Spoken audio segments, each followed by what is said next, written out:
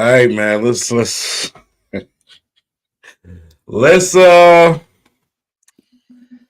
go ahead and tear down this victorious lane of uh of watching and observing our Detroit Pistons, man. Deuce, how you doing today? You look happy, man.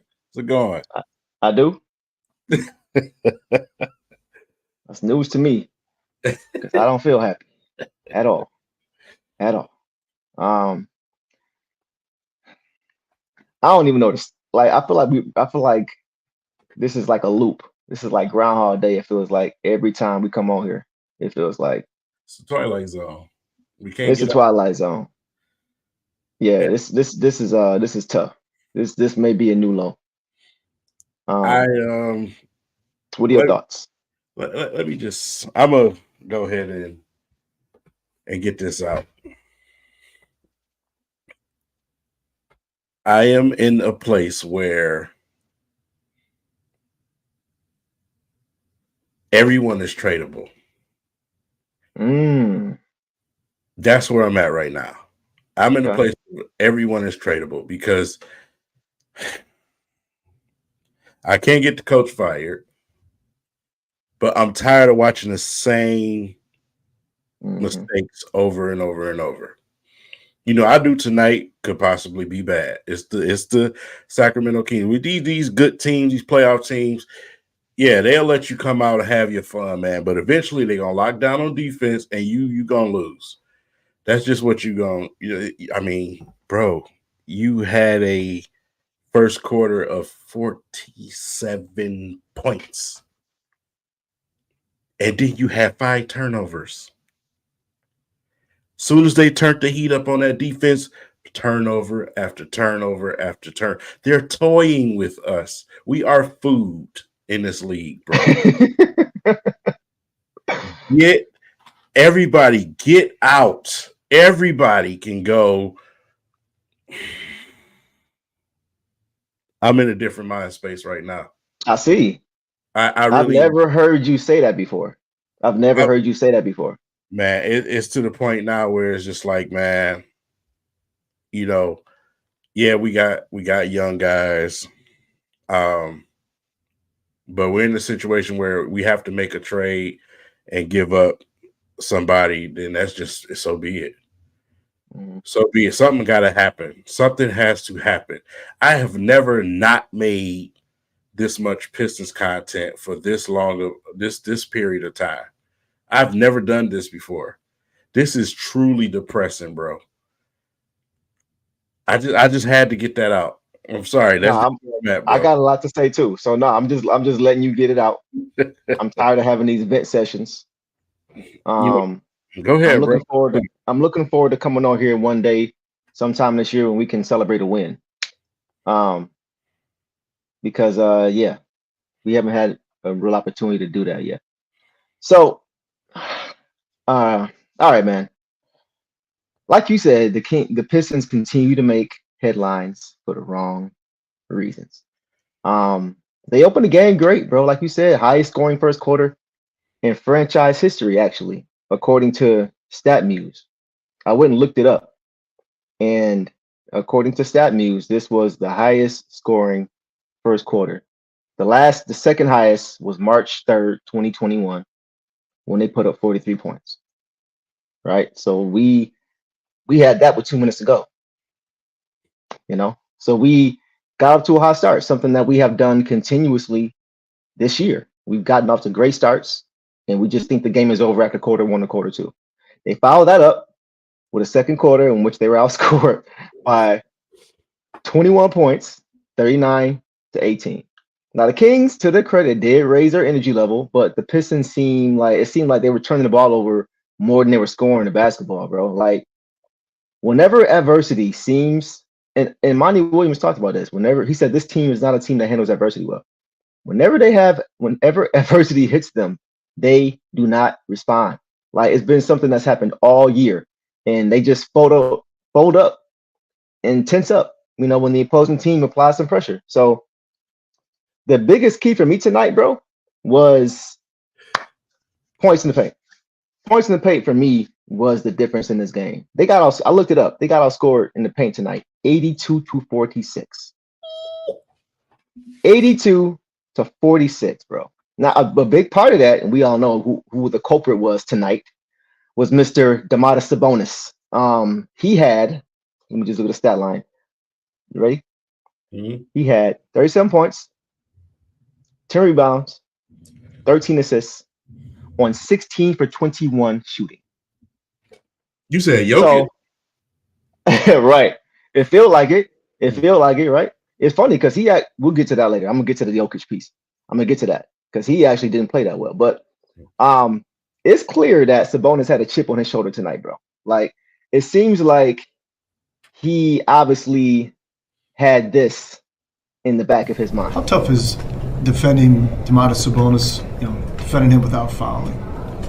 It's not that hard. Pretty sure he saw that and heard that because he came out tonight on a mission, bro. I watch the Kings quite a bit, and he does not have that same type of fire that he had tonight. You could see it in the first quarter, dunking, cutting his hand open because he dunking so hard. You know what I'm saying? Growling, yelling. You saw tonight he was on a mission, and Jalen Duren is going to be a great player in this league, but Jalen Duren is also 20 years old. And tonight, Sabonis showed that he, as of right now, is a better player. And that's okay. But that was a difference in the game tonight. Sabonis went to work. And he put the Pistons on notice that, yeah, I am hard to guard. That's not as easy as JD is making it seem. Which, to his credit, he backed it up. So I can't be mad at that. But the Pistons, despite the Kings playing the way they did, there's no way you're supposed to have the highest scoring quarter in your franchise's history and you get blown out. That's ridiculous. That's ridiculous. There's no words for that. I think RJ, shout out to RJ, if he's here in the chat. He posted on Twitter.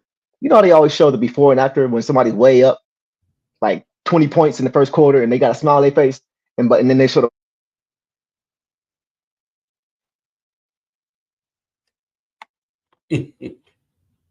That's all tonight. That's what happened. That's what happened. So we're gonna be a meme again. Look for that. Look from that from Bleacher Report or ESPN or Sports. Somebody's going to have that. Somebody's going to have that. I'm telling you right now. But those are my thoughts. That's that. There's no excuse whatsoever for that type of performance where you play that well and you get blown out. It's just no. I don't care who you playing. You get up that many points, the game should not be a blowout by the end of the game. Period. It just shouldn't be. That's my piece on that.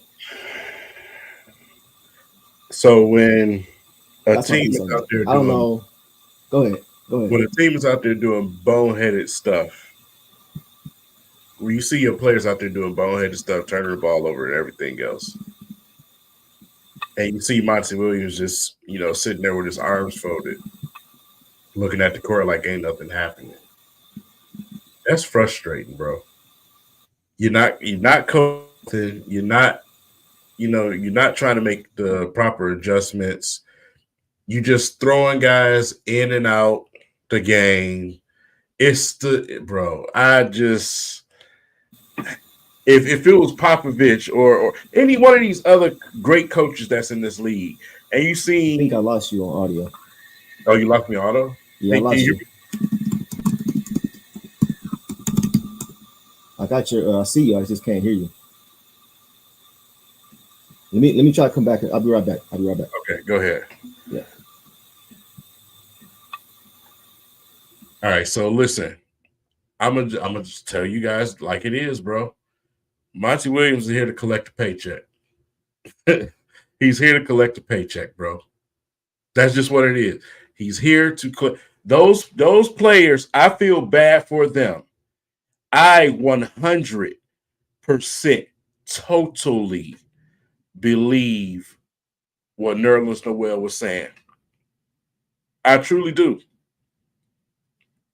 It's like some of this stuff is they doing this stuff on purpose, bro. Like I was, saying this a little bit, in the Dwayne Casey area, which we all figured out, hey, we knew we was tanking. But this situation right here, this guy wants money. That's it. He is not interested. And yes, this is Tom Gore's fault, bro, because he's the one that overstepped and made this hire. The man wanted to take a year off.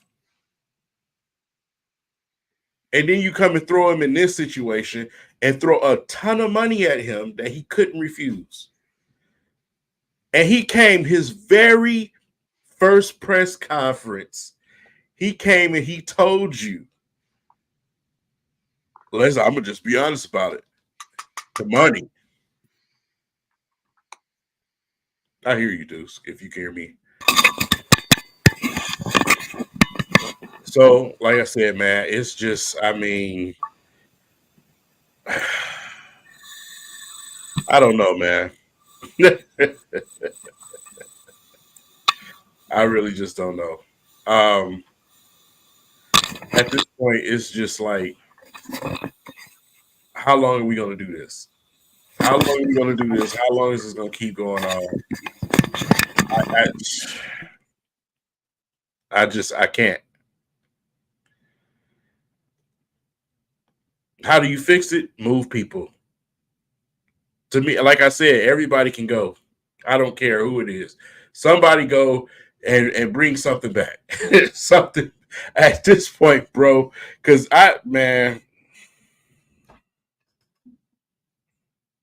like for instance, today, Durant, great first quarter, right? Trying to bang it down there in the post. But my thing with Durant, ever since he's been with Memphis, it's like he gets gas. His conditioning is, it's like he gets gas, man, and he starts to he gets lazy. Yeah. First quarter, fine. You know what I'm saying? Banging, going up against the bonus, playing defense and everything else. But then after that is, I'm trying to make skip passes in between guys. I'm doing this. I'm letting guys go by. And then the guards, they start going under screens. How long is the coaching staff going to sit there and allow these guards to keep doing this over and over? Even Greg and Blaha said it on TV. And they barely even know where they at half the time. They said it on TV, bro. Bro. It's like, when are you're not making no type of adjustments. Right. So how am I sitting here blaming these young guys? Because the veterans you got, I keep saying over and over and over, the veterans that you have are not veterans that's going to teach these young guys what they need. Those are just shooters you have that's been in this league for a long time. They're shooters. Those are not the type of vets you need. So it's just like, bro, if you don't have that, then the coaching staff, Monty Williams, needs to do his job. Stop acting like nothing's wrong over there. Yeah. And then you come at a press conference, you know, this happened and that happened. Bro. Like, it ain't nothing, bro. Like, what? Or do you get mad at anything? Do you care? Bro, like, did you see what he said today about, I'm not sure, you may have said this already, but he talked about Cade, his injury, how it didn't happen against the Warriors, and how it was just more so the load that he has had to shoulder, and how when he gets back, he's going to have to look at how many minutes he's played. Like, are you not aware? Are you not aware of who you have on your team? Are you not aware of his history, his injury history? I don't, like, you're just figuring that out, that you're playing him too many minutes. I don't understand. I don't get it. I don't understand what's happening. How he just seems so oblivious to every. Yeah, I know. We talked about that red flag. When he first got here. And I'm not trying to throw shade on the man, because he seems like he's a great person. But some of the things that he says and does, man, just don't add up to $78 million over 6 years. And I'm not the kind of person to ever get in anybody's pockets. I'm not that dude. But come on, bro. What's going on, man? It can't get more obvious, dude. So at this point, like, this is bad, bro. This is bad. Yeah. So let's kind of transition for a minute. So, like, I've been hearing people say with regard to this injury, right, that we should just sit Cade for the rest of the season. I think that's a terrible idea. because there's two reasons I think it's a terrible idea. If you do that, you're guaranteeing the worst record of all time. You're literally guaranteeing the worst record ever, right? And we're already on pace for that. But I looked at the worst records in NBA history, bro, and history has not been kind to the Sixers. They have the two worst records of all time over an 82-game season. The Charlotte Bobcats, they had the worst record, but that was over a 7-59 season, shortened season, right? So as far as 82 games, the Sixers have the two worst records ever. In 2015-16, they finished 10-72. In 72-73, they finished 9-73. So Cade has played every game up until this point so far, and they're still on pace to have the worst record ever. But at least a lot of those games have been competitive. You know what I mean? Like if you set them for the rest of the season, most of these games are over by halftime. You know what I'm saying? Like the Pistons right now, we are what, 3-34, 33, 34, 34. So if they keep this pace, right, they'll be, let's just double that. That's 6-68 with 8 games left, because that'll put us at 72 with 10 with 8, or 74 with 8 games left. 6-68, which means they'd have to go 4-4 to avoid the worst record of 9-73. So that wouldn't happen. And you know why? Because they haven't come close to going 4-4 all year. The closest they came to going 4-4 was when they started the season 2-1 and ended up going 2-6 over that 8-game span. And that was early in the year when mentally, like they have much more confidence, much more motivation, more trust, you know, in the process, much more of a desire to push to make the playoffs. Like it's different now. You see Cade now, you're guaranteeing the worst record ever. So that's number one. Number two, like you don't want to rush him back, but what were you and me saying, bro, coming into the season? Like this is his third year, right? But it feels like year two because why? He missed so many games. He missed all of last season. So Cade still needs reps. He still needs that in-game experience. So sitting him for the rest of the year is going to put him in the same exact boat that he was in last year. Mm-hmm. Right? Now he will be going into year 4 again without being able to play a complete season. So if he sits, this is another point I wanted to make. If he sits for the rest of the year, then whoever y'all want to trade for, everybody wants to trade for, you know, whatever, like they absolutely cannot be an expiring contract after the season. Because if we trade for an impactful player like a Siakam or whoever y'all want, whose contract expires after whatever season, next season, this season, you can bet your bottom dollar that they will leave in free agency and not look back.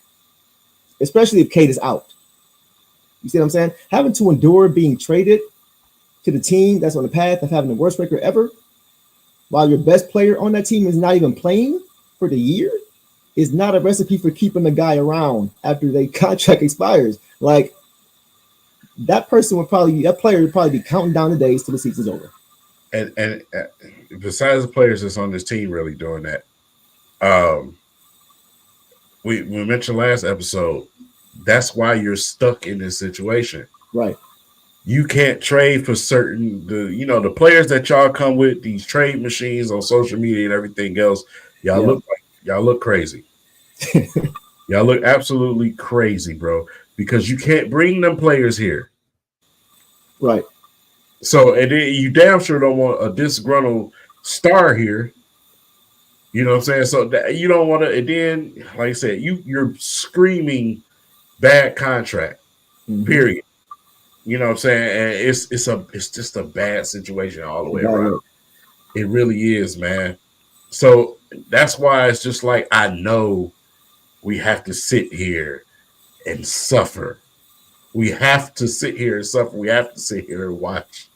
We got to, but it's not making it fun when your coach is not coaching. Right. The coaching staff is not coaching. That's just what it is, bro. Like I said, you got the tank bomber over there and Silas with him. It's just like, bro, it's a bad situation. It is, bro. It's truly, go ahead. I want to ask you this question. With Cade out for the next at least 7 to 10 days, because he's going to get reevaluated in 7 to 10 days. So he's at least out for the next 2 weeks.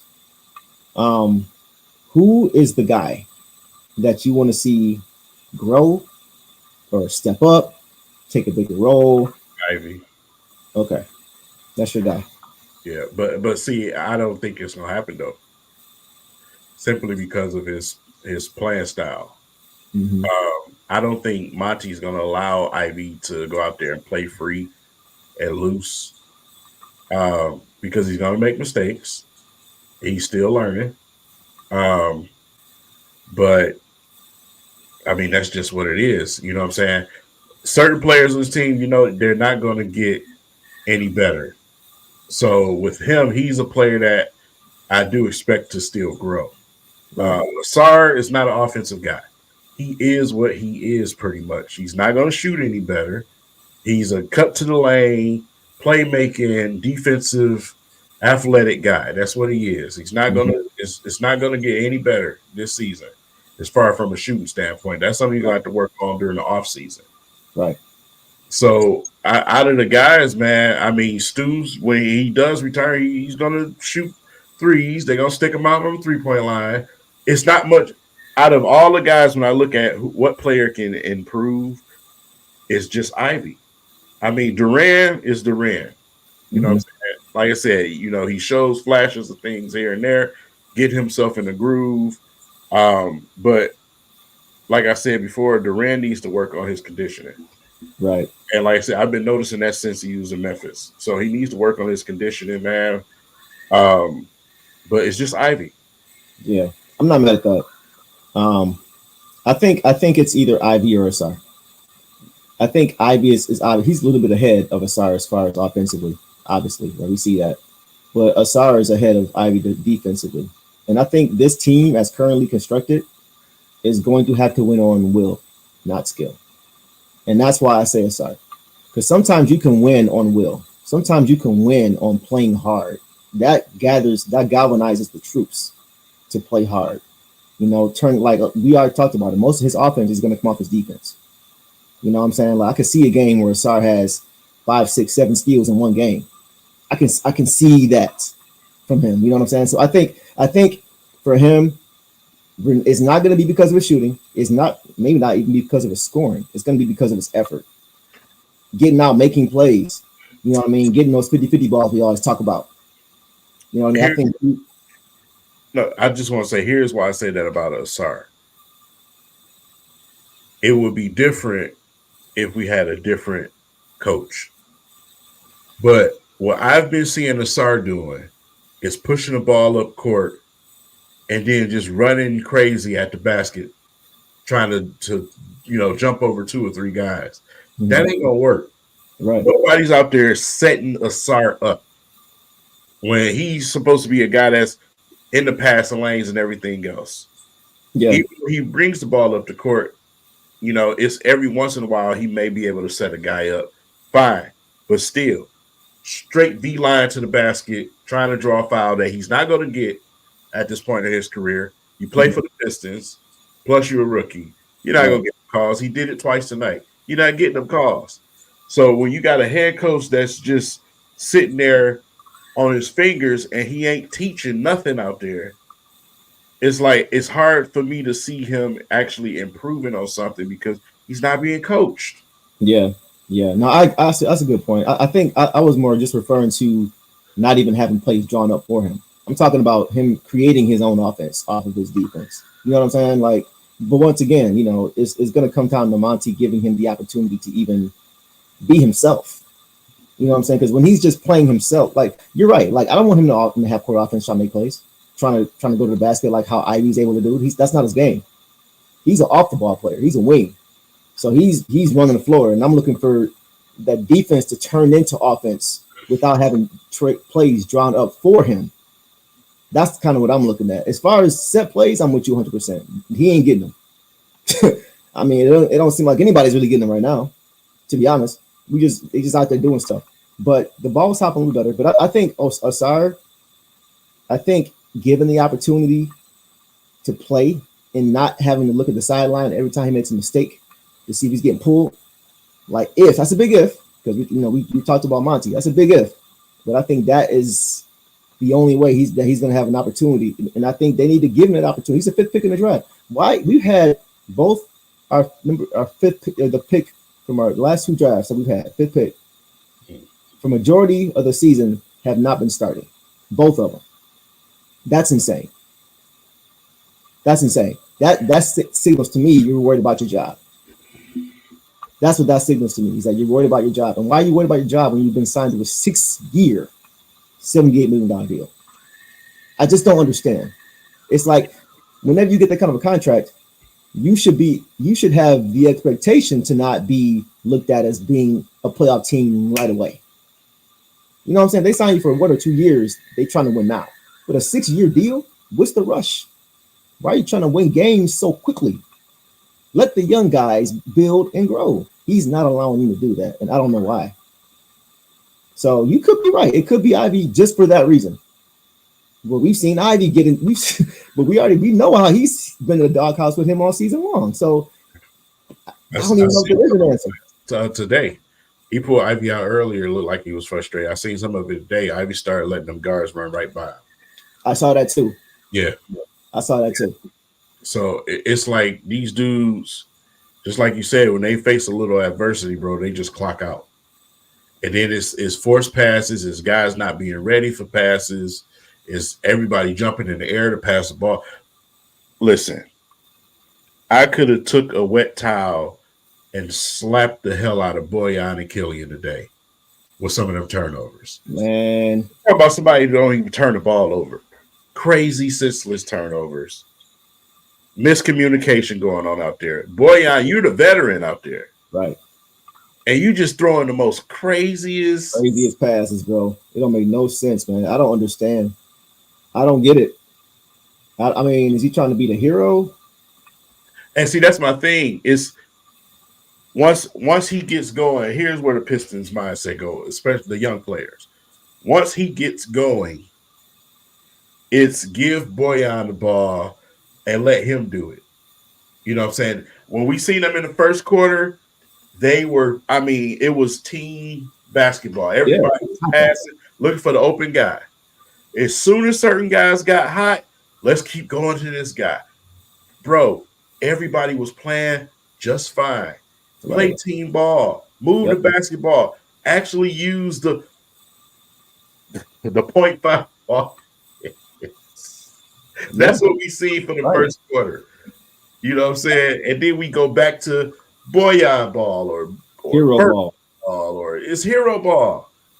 And it kills us every time, especially in the fourth quarter in some of these games, man. Yeah. Instead of playing together and moving the ball, it's like give this person the ball and let him pound the ball into the ground and try to force a shot. And you're absolutely right. The fourth quarter scoring was 33-15 in their favor. So you're absolutely right. 100%.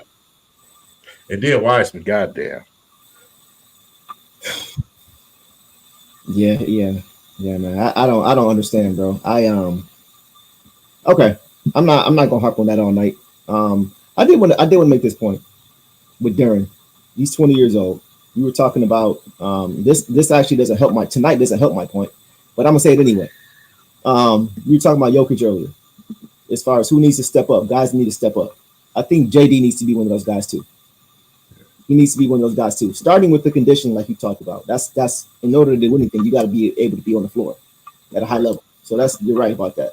But I go back to that game. So like tonight, he got torched a little bit tonight by Sabonis. But he's 20.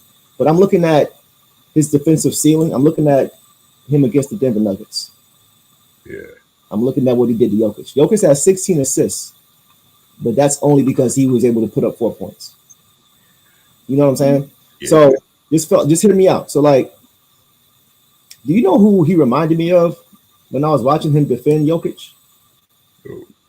He reminded me of that same guy that everybody was comparing him to coming out of college. That same guy that gave Jokic hell in the Western Conference Finals in the bubble season. Played for the Lakers. Dwight Howard. Yeah. That's who I saw a little bit of watching JD guard Jokic, right? Being able to move his feet, being able to stay in front, being able to not get bodied. You know what I'm saying? Like he made it tougher for him than usual. And I was really, really impressed by that. Now, Jokic still got 16 assists, but when's the last time he got 16 assists? Right. He was doing that because he wasn't able to get it going offensively. So JD's not there yet at all, right? But you see the flashes That's what it is. defensively, Flashes, right? the flashes, and that's what you're supposed to see from a young player. Second Right. year player who's 20 years old, he can't even drink yet, you know. Right. So, but I was just encouraged by that. He's gonna have ebbs and flows, ups and downs. He's gonna be inconsistent. We're gonna need to be more consistent as he gets older. But just that alone was encouraging for me to see how he was able to kind of man up and kind of be a wall, right? Kind of build the effing wall, like Stan Van Gundy used to always say, Right. keeping him from being able to get those easy buckets. So that's what I like to see. I want to see JD continue to build on that. You know, why is Wiseman playing instead of Bagley? Yeah. I was looking at Bagley on the bench like, bro, I forgot Bagley is sitting over there and he's 100% healthy. And Wiseman haven't gave us nothing. Why is he playing over Bagley, who actually can score some points when he's on the court? Yeah. Actually can catch an alley-oop, because Wiseman is the worst thing in the pick and roll I ever seen in my life. Yeah.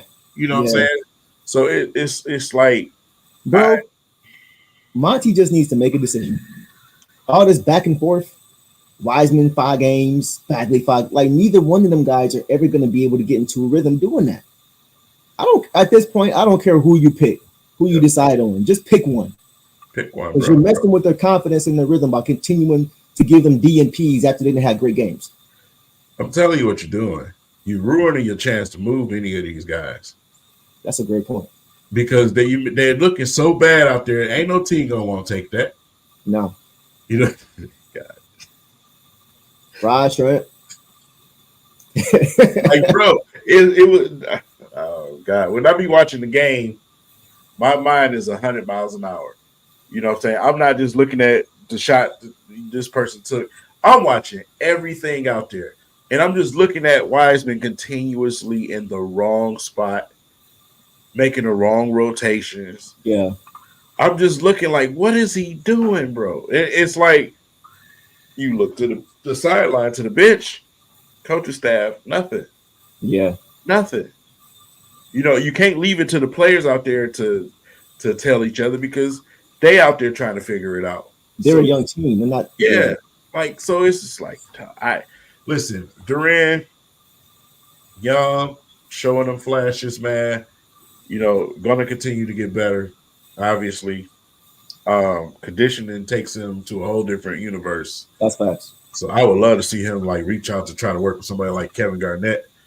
Because Kevin Garnett, his rigorous training over the summer for conditioning, man, is unmatched. So that's what I see when I watch him sometimes offensively. If you put a silhouette around him, without actually seeing who it is or a shadow and just watch him, it looks like his form on his release, his balance, even the way he moves, even the way he's built is very similar to that guy. So he may not ever be offensively what KG was, but defensively, I think he can be every bit. Yeah, and see, KG, I remember when Dre went and worked out during the summer. You know, he had Dre running in the sand on the beaches and everything. You know, saying get that condition and get them lungs going. Go to Denver like Sadiq Bey did, bro. Work out in that thin air. You know what I'm saying? Get yourself, because you got the body already. You know, you built like you're a bodybuilder already. Now you need to condition it. Mm-hmm. You need the endurance to let those muscles work for a longer period of time. Exactly. You know, to where like I said, I would rather see him sit down when Sabonis sat down instead of him having to sit down earlier and Sabonis still in the game, making Wiseman look like a little woman. I need Durant on the court, bro. Yeah. Period, man. Yeah. But listen, those were some great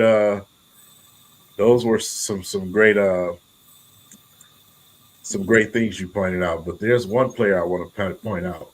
Okay. And you came on Twitter and said no shenanigans, but I just gotta bring it up. Oh my God.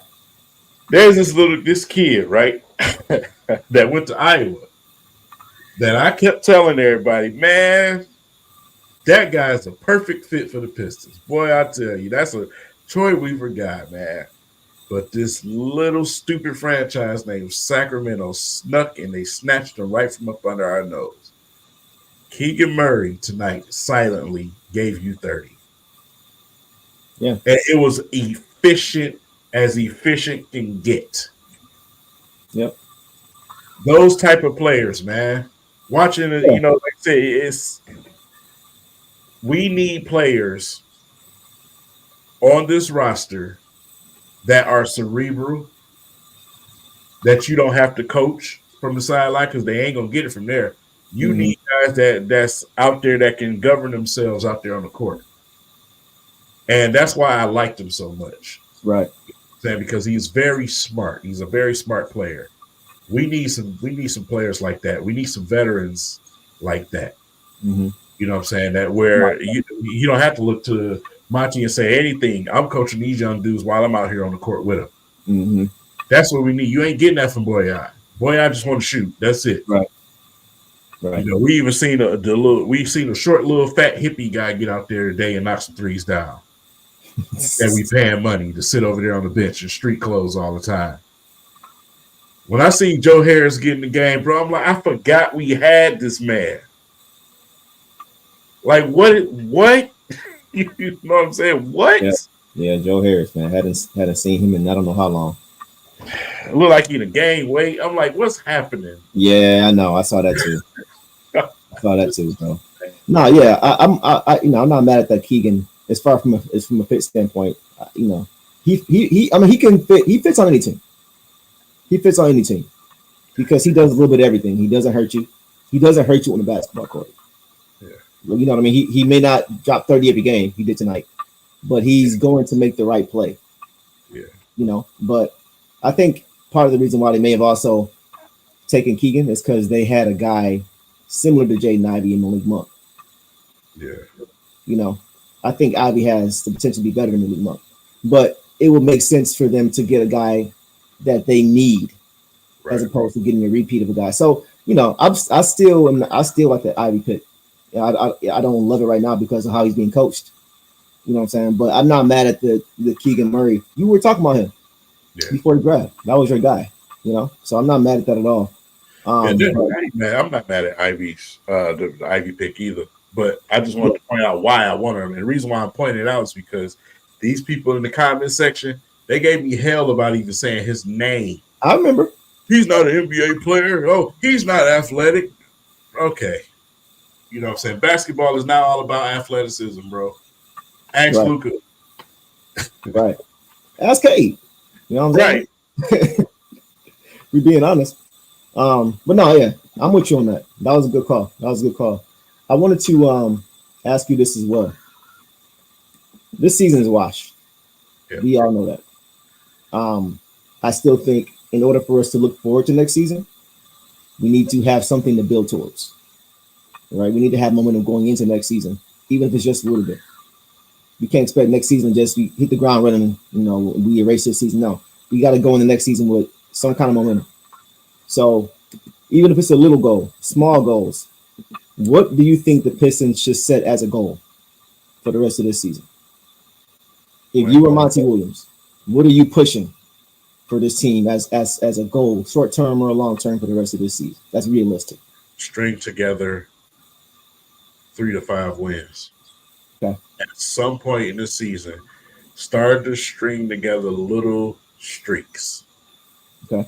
Team chemistry, little streaks. That's what I want to start seeing. Some type, y'all out there all this time together, even though they're playing musical chairs with the lineup, which is destroying chemistry. I want to see some type of chemistry built and an identity created. We don't have no identity still at this point in the season. Right. But crash and burn. That's our identity.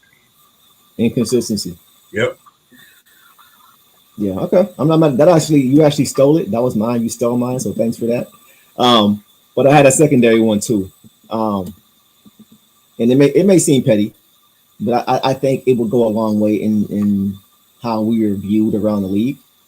And that goal is I'm not mad at some of these too. Like Game 9 say, I'm not mad at that. Yeah, that sounds sad, but at this rate, it will be a win. Mine would be more in line with Johnny, but not this specifically. My goal for the Pistons this year would be to finish with a better record than the Spurs. Now, here's why. Because as bad as the Pistons have been, the Spurs have been nearly as bad as we have been. Right? They're right now. I think they sit at 5-30. That's only 3 games better than the Pistons right now. So finish with a better record than the Spurs. They currently have a generational player in Victor Wembanyama, right? If the Pistons finish with a better record than the Spurs, it would reiterate the point that one player, no matter how good they are, can not do it on their own. Yeah.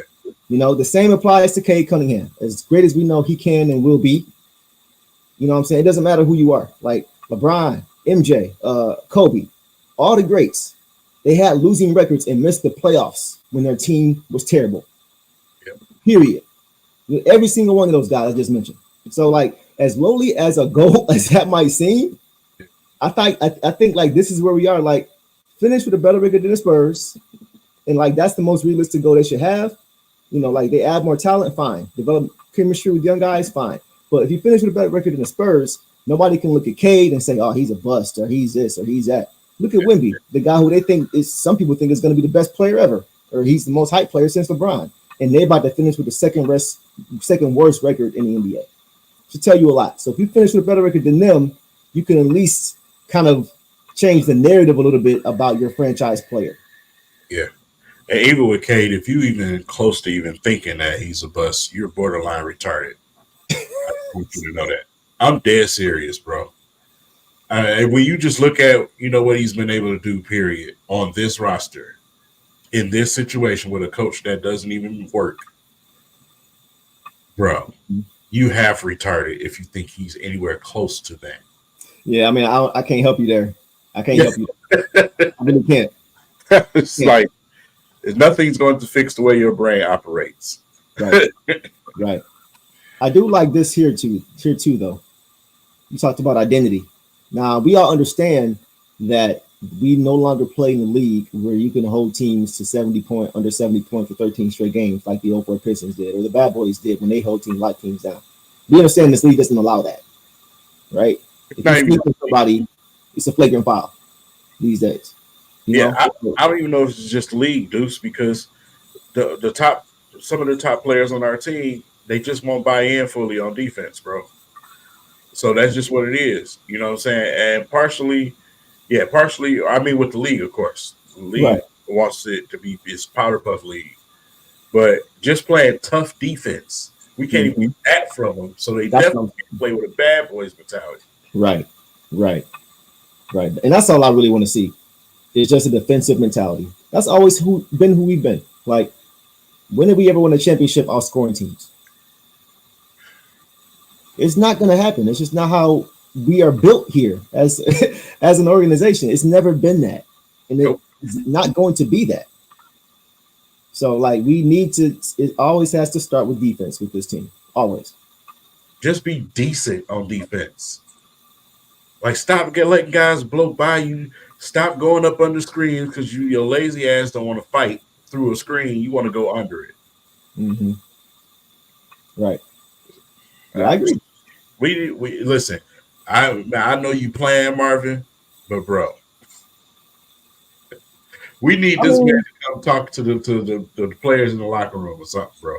Bro, I need the Pistons coaches to talk the way I need the Pistons and Lions coaches or GMs. I need the Pistons and Lions coaches to talk the way the Pistons and Lions GMs talk.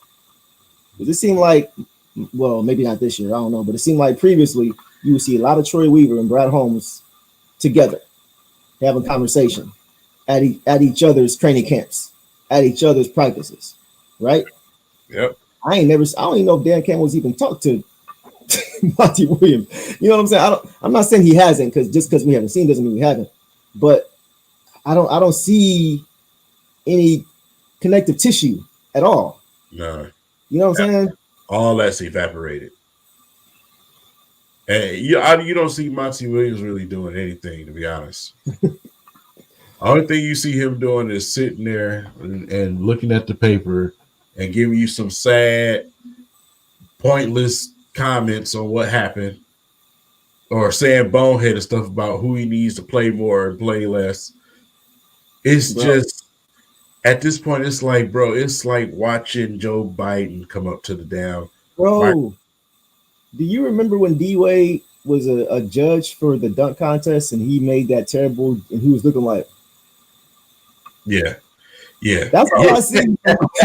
Just when I see him coach, he just look like he's not on top of his game. And I could be wrong about that, but it just doesn't seem like his head is in the game, bro. It just doesn't.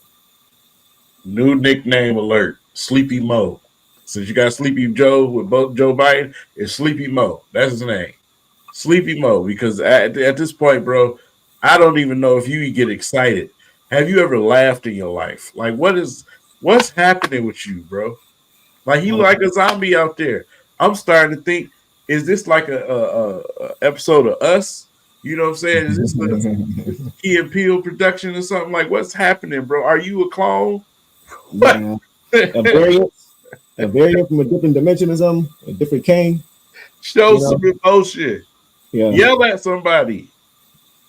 We need as much as Stan Van Gundy was annoying, at least you can hear him yelling that play. At least it was Andre half time, but at least you heard him care. Yeah. You know, care, Monty. That's all. Yeah. That's all I want to see. Because that transfers down to the players. If the players see you're not really engaged, you're not going to be engaged. It's just not going to happen. Especially with the team that is not mature enough or experienced enough to do that on their own. You know what I'm saying? It's a recipe for disaster, bro. It's just it's just not a good look, man. I don't know. I don't know what's going on, man. But I'm getting so tired of having these same conversations about the same things over and over again, bro. Like, do you think the Pistons brass regrets? So I saw somebody ask that question. Yeah. If we think that the Pistons brass, here we go. Pistons brass regrets bringing Monty Williams to Detroit. Listen, that was just bringing him here. That was the most uncomfortable press conference I've ever watched for a coach introduction. That was very uncomfortable because you can read every single thing that those guys are thinking, especially Troy Weaver. Yeah, he didn't want to be there. He wanted nothing to do with it, bro. Yeah. That bothered me. I think we talked about this before, but I'll mention it again. When was the last time we saw every player show up to a coach's press conference? And you respond when asked the question, what made you want to come here by saying the money? Money. You don't look over there and say, oh, these guys over here. That's exactly what I was about to say. Is what you said. That's exactly what I was about to say. And Troy is a guy, you know, he's catching flack. He's done some boneheaded things. Let's be honest about some of the moves he's made. Yeah, no GM is going to be perfect. Right. That's what you just got to understand. But this situation, and they keep saying Troy hasn't said nothing. Why would he? He didn't hire Monty Williams. So guess what? Troy probably told Tom, you take your ass out there and talk because you brought him in here. This is your fault. Yeah. No, that's because if it was me, I wouldn't go talk on the behalf of Tom Gores and he the one that did it. I'm not, no, you do it. Especially if he overruled and vetoed my coaching decision or my coaching. Yeah. Yeah. Yeah. It wasn't a sexy name, but there's no way you can tell me that if you had a guy in Kevin Ollie that he wouldn't be up and down them sidelines coaching them young guys. Mm-hmm. That's his personality. Mm-hmm. He's the one that has the Pistons coach type of demeanor to where he demands certain things. That's why we love Asar. Right. Even as a player, that's how he played. Kevin Ollie was no star. Kevin Ollie was a bench player for the Philadelphia 76ers when Iverson was playing. But he was a bulldog on defense, and he was a smart player. That would have translated to this team. Because we don't have a bunch of stars. No. At least not yet. Right? That mentality alone, and we thought we were getting that with Monty. We thought we were getting that. And that's the disappointing part.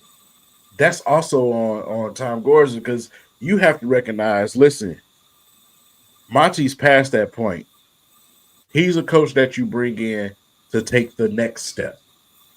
He's not the one that's there to build the young guys, you know what I'm saying, or try to build a roster until you get the stars to come.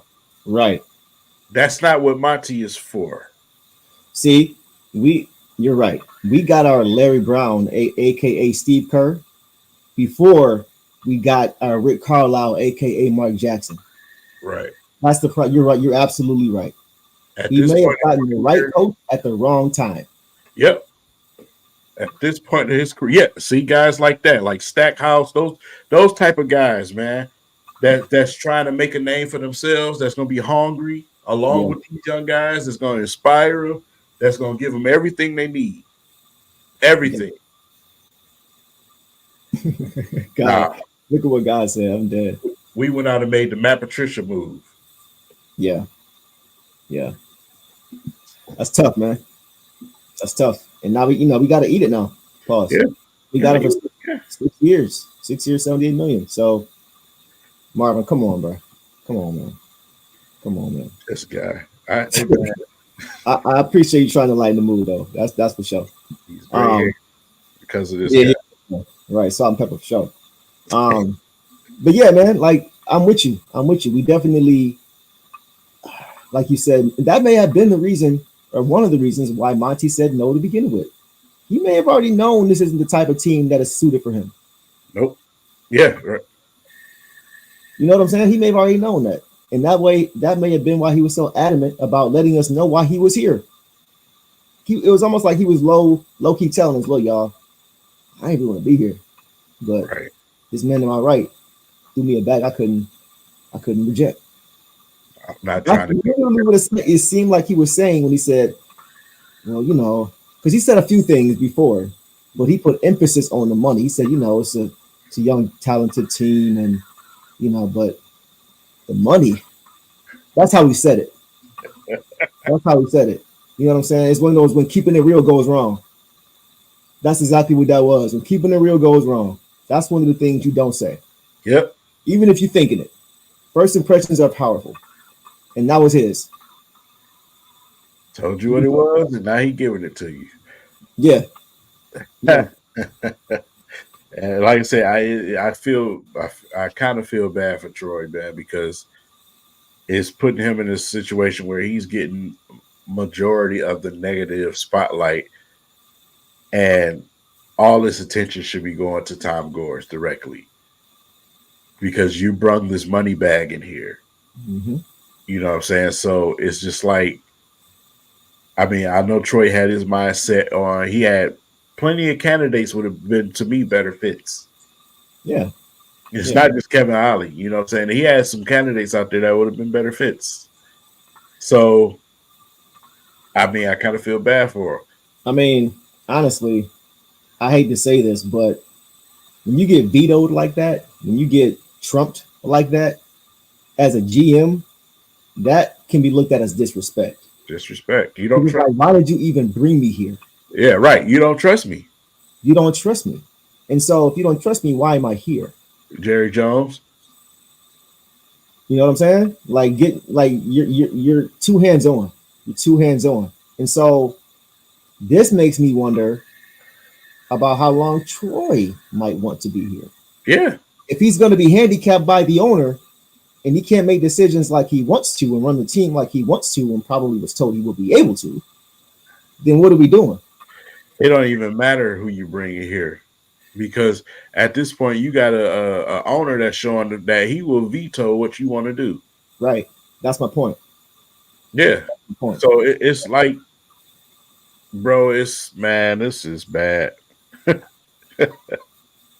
All around, bro. Just laugh, man. All I can do is laugh because when we hired Monty, it was like a damn near a parade in the city. Right. And then they totally ignored the press conference. I watch every single press conference, bro, especially when it's a new coach coming here. And from the very beginning, I had a terrible taste in my mouth. Bro. From the very beginning. Even watching it now, it's even more evident. bro, you and I hadn't even talked before that press conference. And when he said that about the money, as I'm texting you, you respond to me. You send me a message like, are you watching this? I'm like, yeah, I heard it too. Like from day one, it was just like, huh? You know what I'm saying? Like, I don't know. I've never heard a coach say that before, bro. I've never heard that before. Like, I appreciate the honesty, but when the statement is that egregious, it doesn't even matter how honest you are. Yeah. In that moment, in that sense, it's like, come on, bro. That's just not what you do. That's just not what you do. It's not what you say. It's not professional. He has called himself out saying he gets himself in trouble sometimes because he's too honest. He has said that. Yeah, but yeah, you got yourself in trouble with that one for sure. Especially when your team has a record that may be the worst ever. Now that makes what you said about the money seem so much more real. Right. If he made that statement and we were 10 games above 500, even if we were just 500, people are not thinking back to that statement. They have no reason to, because he seems engaged. He has a team going in the right direction. But when you make that statement and you have this type of record, and you're 2 points away from having a 33-game losing streak, people are going to look at that for years. Yep.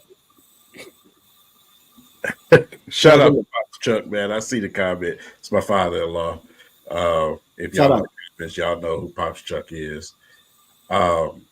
Bro, listen, I'm just sitting here thinking about it more and more.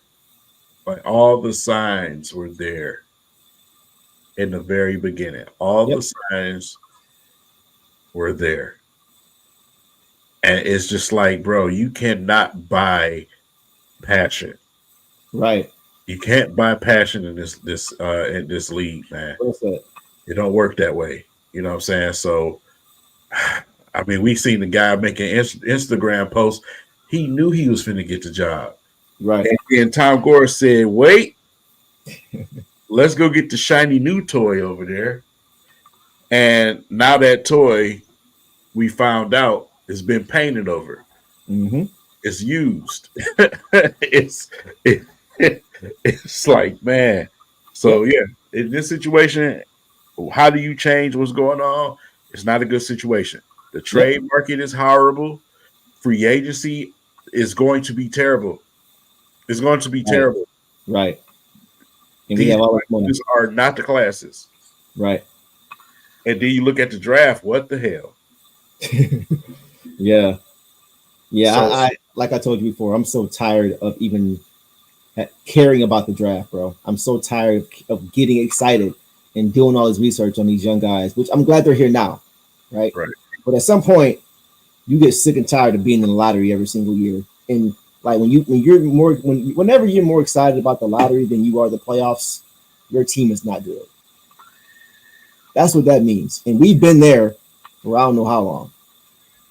So listen, for y'all in the comments, whoever watched this video, instead of going in there and saying something boneheaded like sell the team, which is not going to happen, because from a financial standpoint, that's stupid for them to do that.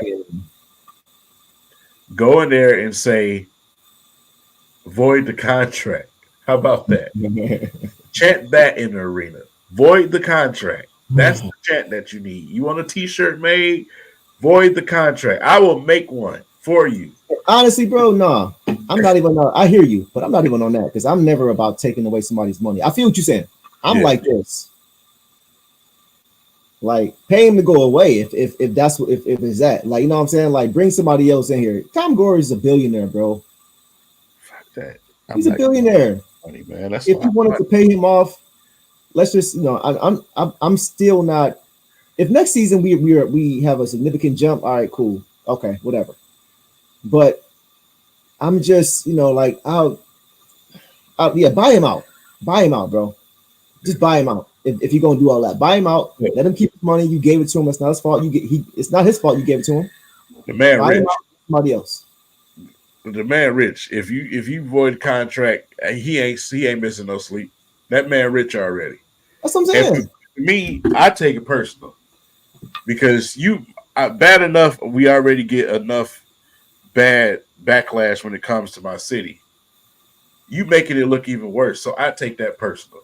Mm-hmm. You know, right? That's a slap in the face to me. You come in here Right. to take money and say, forget your team and forget your city, forget the suffering, and you as a person, you spent your money on season tickets. I don't give a shit about none of your money that you spent. I Right. didn't mine. Tom Gores. You talking about Tom Gores? No, I'm talking about Monty. But but Monty didn't pay himself, bro. That's what I'm I, saying. He I didn't pay get it, himself. It's not but his fault, bro. he Look, ain't doing his job. if somebody offering you $80 million, Yeah, you gonna not take that money? I'm gonna do my job. I know, but I'm saying you still gonna take the money. Yeah, you'll take the And money, but I'm gonna do my job. There's no integrity there. Okay. So if you're not a stand-up guy, I'm not. I don't got no respect for you. Well, I don't know if I can say he's not a stand-up guy, bro. I don't know if we can say that. We don't look. Listen. All we got to go off of is the record, and the record is terrible. I get it, man. But unless you think that Tom Gores is trying to sabotage this team, I don't think he will continue to let him be here if he thought he wasn't doing anything. I don't think Troy Weaver would let him be here if he didn't think he was doing. I think Troy would go to Tom like, bruh, unless you just think Tom is just like, nah, I don't care, Troy. We gonna keep him here. Yeah, Unless that's what I think. that. Personally, I don't even think Troy got a voice when it comes to. Look, if I don't know about that because I feel like if Troy felt like that, he wouldn't be here anymore. I think Troy ain't gonna sit here and just be no puppet, bro. He ain't gonna do that. Come on, man. Nah, talk about integrity. I think Troy has more integrity than that. To being real, you know what I'm saying? He ain't gonna roll for that. He ain't gonna do that. He gonna, all right, man. I resign. I'm not. If he's a basketball mind and purist like we think, then he will care too much about the game than to go for that. So that's all I'm saying. Like that's why I'm looking at Tom. You decided to veto your GM. Not a smart decision. You decided to pay a man that said he didn't want to be here, the highest contract for a coach ever in history. Not a smart decision. I'm looking at you. Period. Yeah. Monty is a byproduct of that, but there is no Monty Williams as the Detroit Pistons head coach if he don't get hired by Tom Gores. It don't happen. It starts with this head of the snake. That man. That man needs to do his That's job. where I'm at with it. Yeah, all I want the man to do is do your job, bro. I feel you though. No, I feel you. I'm with you on that. Yeah, because it's like, man, come on, dog. You just collect the money, like, and you see what's going on. Right. You embarrassing us. You know, it's bad. Luckily, we got these two going on. Right. You know what I'm saying? Right. Well, imagine if both of these was bad. My God, it would be a desert here in Michigan, in the state of Michigan. One thing I'm noticing too, the crowds are getting lighter and lighter. Lighter and lighter. It's tonight in the broadcast. Stop showing up. Johnny Kane said that, so it's a light crowd here tonight. Yep. Stop showing up. People ain't, especially like Detroiters, but they're not going for it. They're not going for it, bro. Especially those who've been around long enough to see us when we were good. They know what it looks like beyond the players, from the GM standpoint. You know what I'm saying? From the president standpoint, from the owner standpoint. We had Bill Davidson. We wasn't dealing with stuff like this. You know what I'm saying? Bill Davidson probably turning over his grave, bro.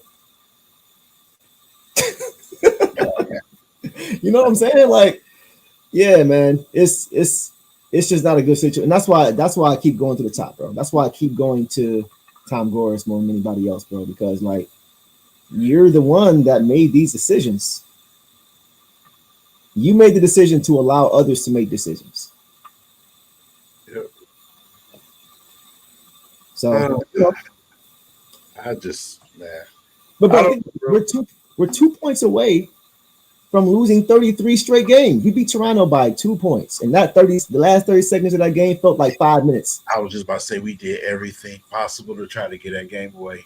Bro, it felt like watching the 2-minute drill in the NFL, but both teams got all 3 timeouts. That's what it felt like. Like it took forever to get over with. So like, I was there. Shout out to you. I was at that game.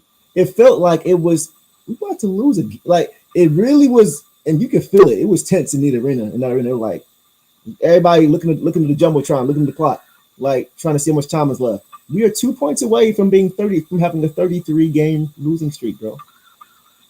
We won one and then lost 5 straight.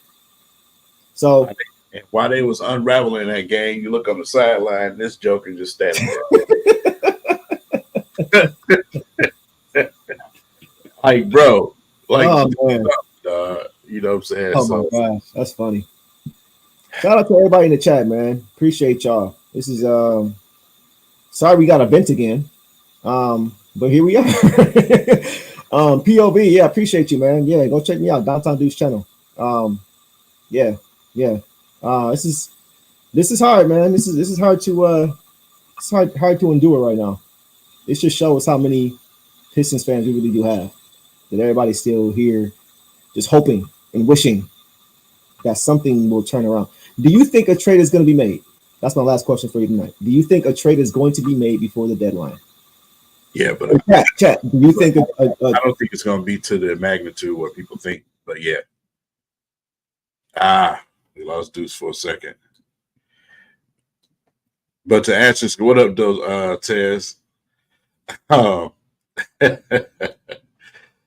Yeah, but to answer his question, I don't think it's going to be to the magnitude of what people think it's going to be. I think it's going to be, a trade that may move the needle a little bit, or one that's going to give us some relief in some of these spots. I don't think Troy's going to go crazy in the trade market. He said he wants to be aggressive, but aggressive with who? You know what I'm saying? Who are you going to be aggressive with? You're going to get bad contracts. You see all these people on social medias throwing names out there, whether it's Zach LaVine and another bad contract. That's Blake Griffin all over again, if you ask me. I don't know, man. I don't know. Just don't put yourself in prison. If you do get lucky to find a fool as a taker, then do that. Go find that fool, and we'll go from there. But otherwise, I just don't see it. When it comes to the trade market, I don't see it. Guys like marketing, it depends on what they're going to ask for. For guys like Laurie marketing, man. Y'all got to understand these teams, too, they trying to get over right now. So, and it's very hard to figure out how you're going to improve this roster. It really is, man. Some of the names that we threw out there are already gone. What I was saying, Deuce, is technical difficulties tonight. My fault. Go ahead, bro. Yeah, what I was saying is I just don't know if the guy is out there that you can make a trade for that, it won't turn out to be a foolish trade. It's just like, I think it's going to be some slight movement. You know what I'm saying? You might go and get one or two guys that have moved the needle enough to where you can get to that 20 game, point. But I don't think it's going to be nothing big enough to make us say, wow. So that's where I'm at with it. Yeah, I agree, bro. I think any significant move, like impactful move, probably going to be a bad move. Yeah. Like Blake Griffin, that was an impactful move, but it was a bad move. Yeah. You know what I mean, for the team's future. So, in your, would you say that a Pascal Siakam type move would be a Blake Griffin type move, or would that be a solid, piece for the future for a contending team type of move? I like Pascal. Him in the comments, Jeremy Grant, those guys, they all in the same boat to me. Yeah. But here's my problem. If you guys in the comments haven't read social media, Pascal are already telling the Raptors where he don't want to go. Really? He's telling them where he don't want to go, and he's telling those teams, I'm not re-signing there. So, because he has some, what team was it? Was it Sacramento, if I'm not mistaken? Yeah. That he told that team? Yeah. These players they not going for the bull crap, bro. It's a certain level of player, like I said, you have to be careful with that situation because they don't want to come here. Right. Who wants to come here right now? Right. And that's why I was saying earlier, if you bring a guy in like that, it better not be an expiring contract. Absolutely not. Absolutely not. Because you won't even have the time to convince them to stay. Like you really think they're gonna stay in a season where they fought a team where they the worst record ever? No. That's one of the hopes right there. Players that actually want to play for my team, right, are some of the players that you actually may get to come here. Like for instance, if you play and you was bad and you use draft picks and a couple of players go get somebody like Devin Booker, yeah, fine. You know what I'm saying? And the latter part, that's I later. saw what you did there. You ain't see it.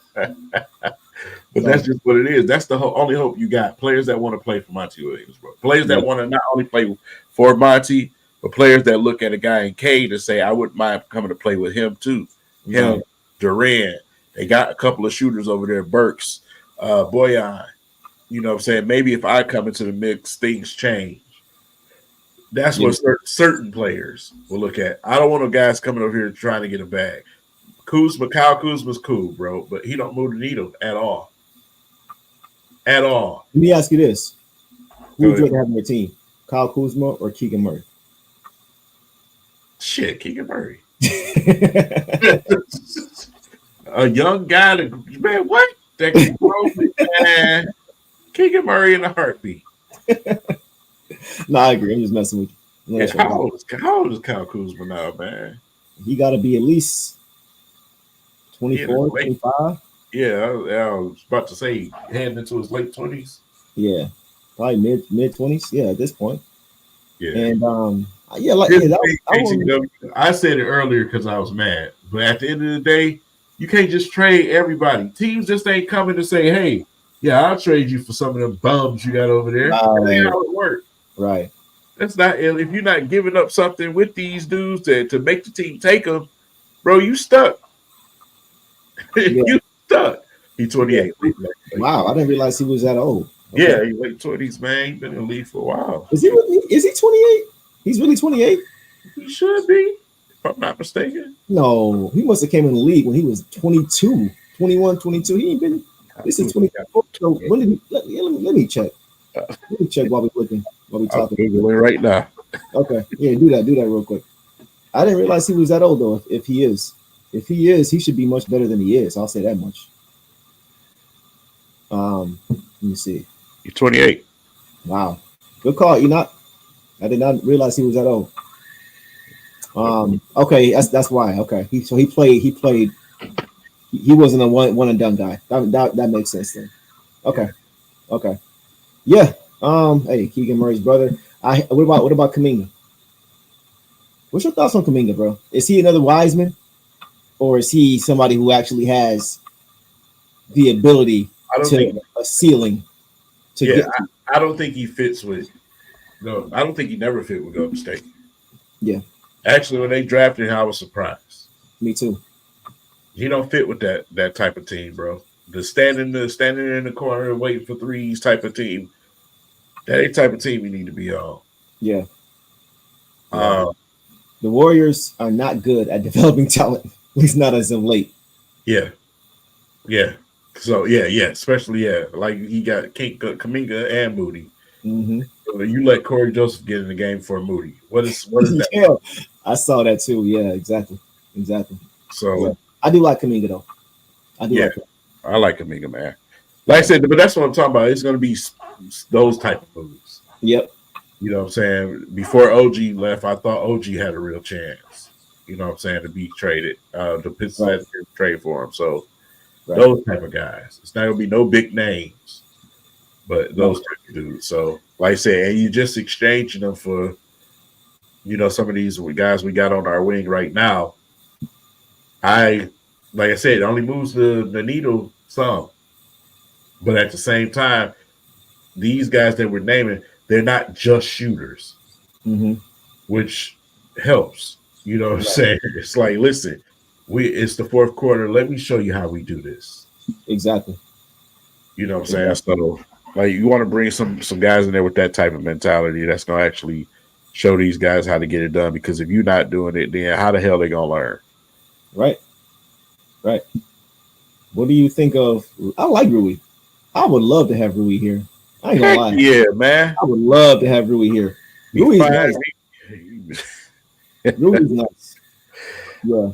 At this point, I just want to see some new faces. At this If point, he was available, he's my starting 3. yeah, Straight up. And I wanted him here. I wanted this guy here, but here y'all go. Tone, shout out to my dog, Tone. Yeah. No, Tone, I've known Tone for about 15, 20 years. That's my bro right there. Yeah. But he's been on this Amani base train forever, bro. I told you, bro, I love you, man, but he doesn't play any defense, bro. Offensively, he's a beast. I saw him in person when he played against the Motor City Cruise. He wasn't even attempting. It wasn't just like he was lost or blowing assignments.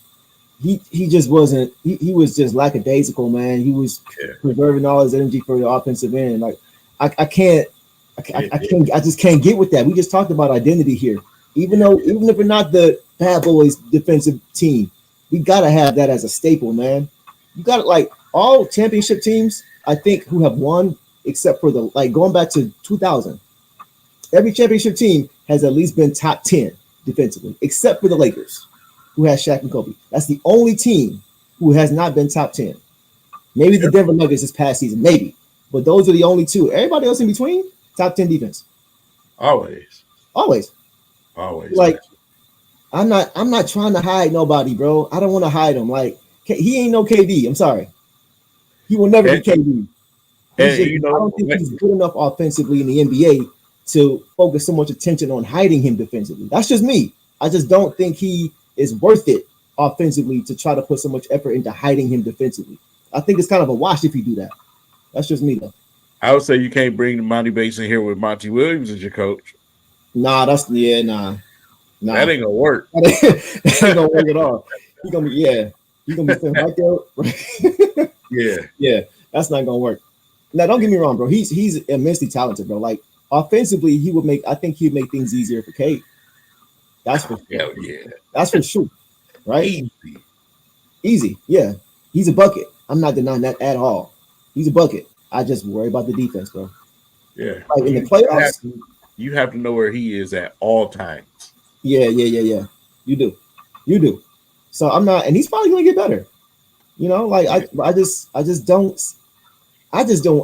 looking for guys with a certain mentality, man. Like for me, and I think in the NFL it's easier to have guys who are not as locked in because there's so many guys in the NFL. The NBA is 15-man locker room.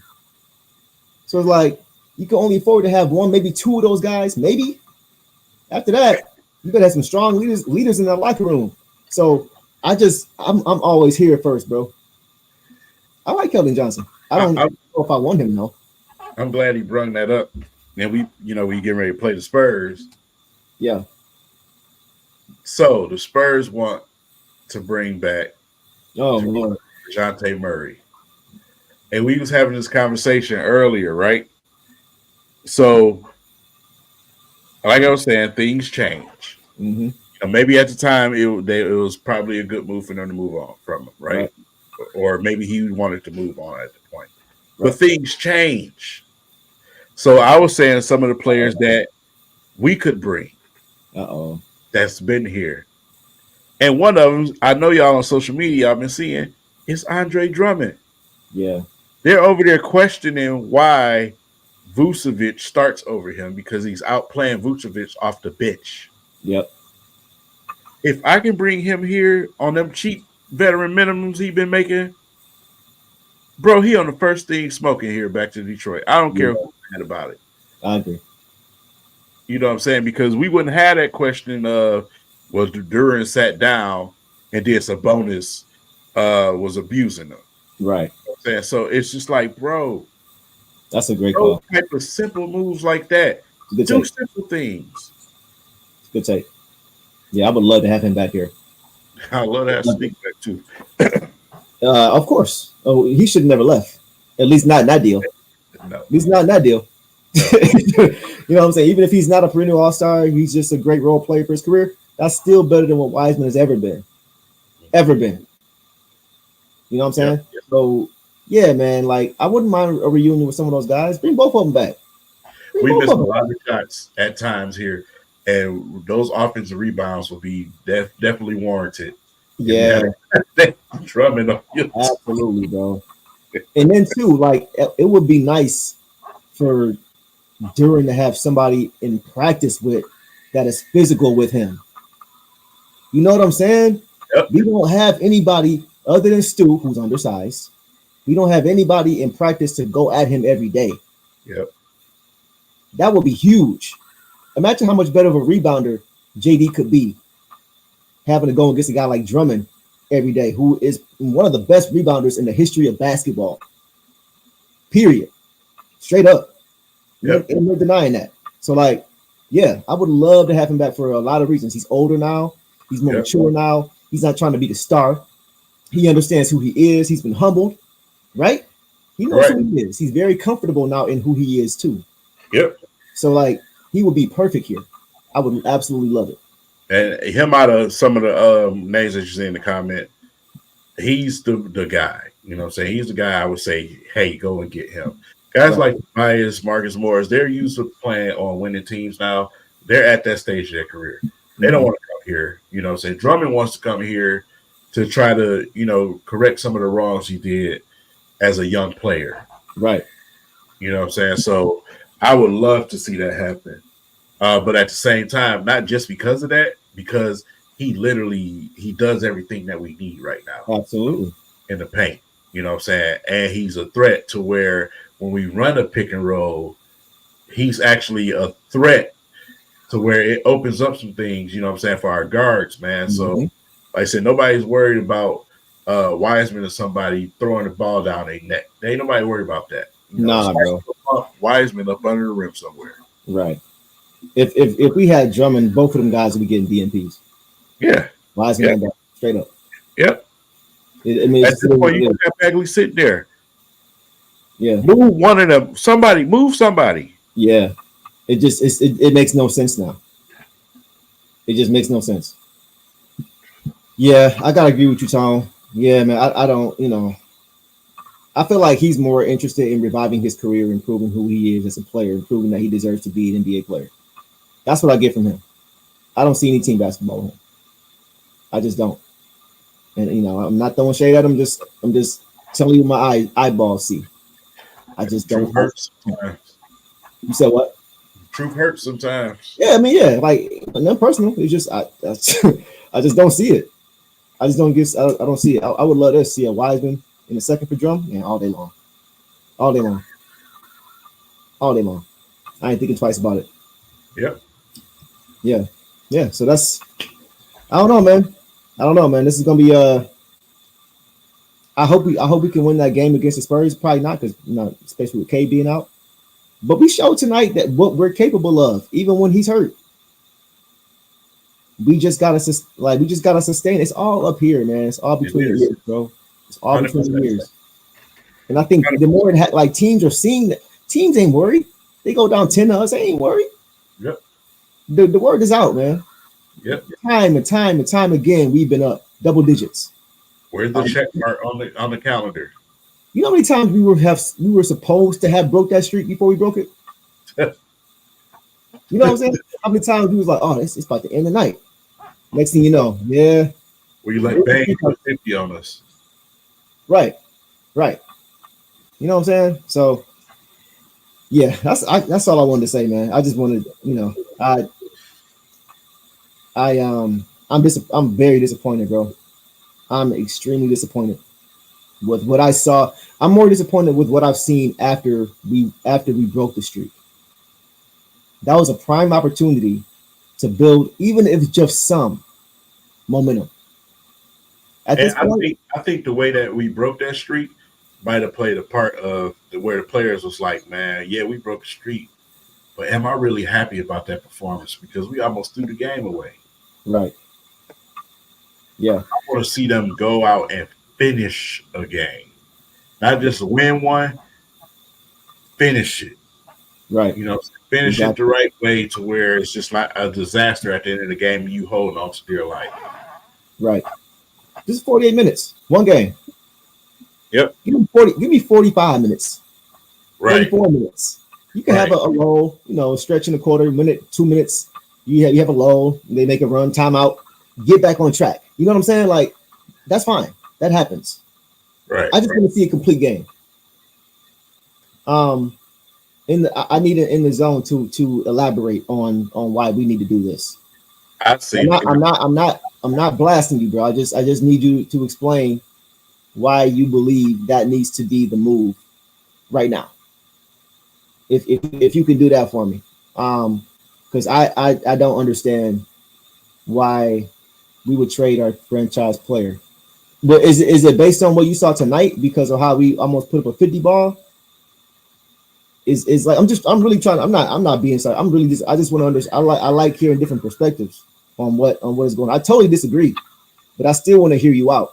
Yeah, as to why you feel that. It was nice. I don't trust you. You shifty. You got a Vikings logo on your logo. That's you're shifty. Oh, you paying attention, bro? I didn't even see that. Hey, you're a Vikings fan. I don't trust you.